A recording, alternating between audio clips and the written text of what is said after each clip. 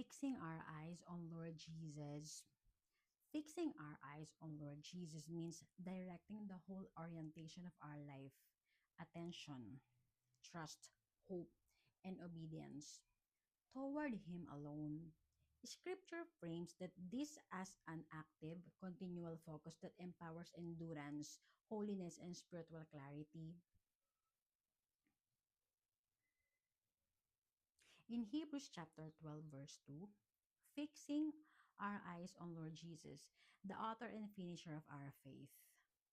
Lord Jesus is both the starting point and the perfecter of our faith. Looking to Him gives endurance.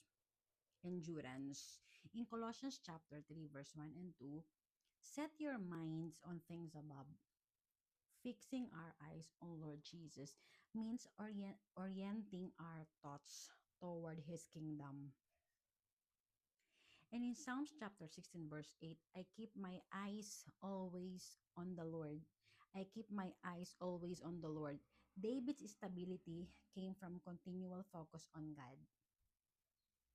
And in Matthew chapter 14, verse 29 to 31, Peter walked on water as long as he kept his eyes on Lord Jesus.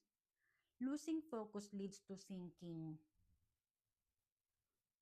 In Second Corinthians chapter 4, verse 18, we fix our eyes not on what is seen. We fix our eyes not on what is seen.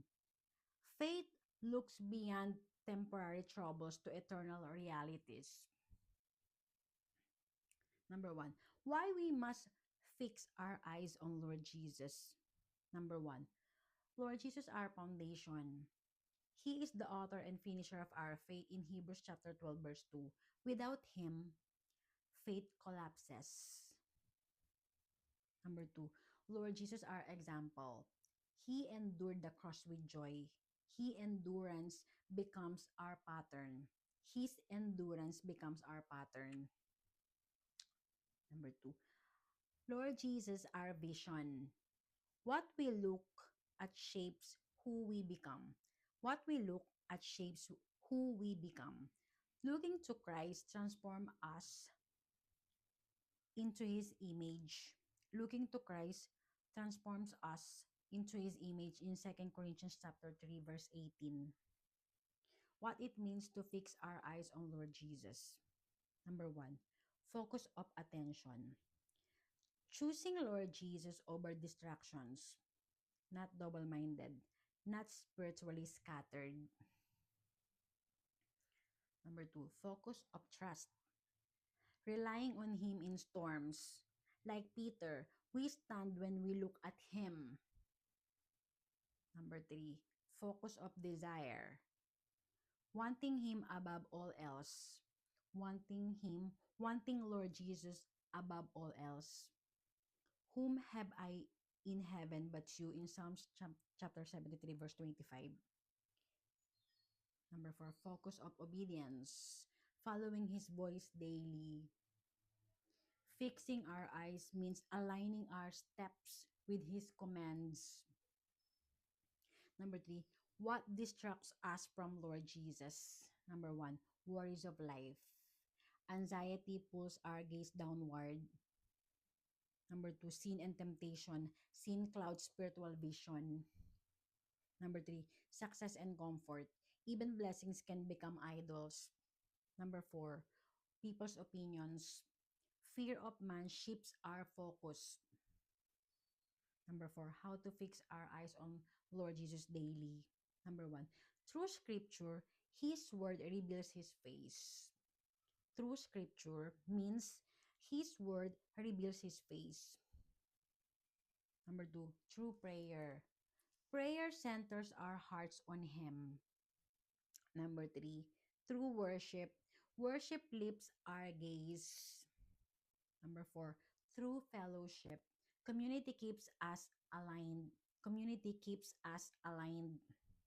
Number 4, through obedience. Every act of obedience sharpens our focus. Number 5, the blessings of fixing our eyes on Lord Jesus. Number 1, endurance in trials. We run the race with strength. Number 2, faith in storms. His presence calms our hearts. Number three, clarity of purpose. We see life through his mission. Number four, transformation of character. We become like him. The conclusion is fixing our eyes on Lord Jesus is not a moment, it is a lifestyle. It is the daily decision to look away from distractions and look toward the one who never changes. When we fix our eyes on Lord Jesus, number one, we stand when others fall. Number two, we walk on what should drown us. We walk on what should drown us. Number three, we endure what should break us. Number four, we shine with the glory, not our own. Here's the suggested call to action. Lord Jesus, help us turn our eyes from everything that distracts and fix them fully on you.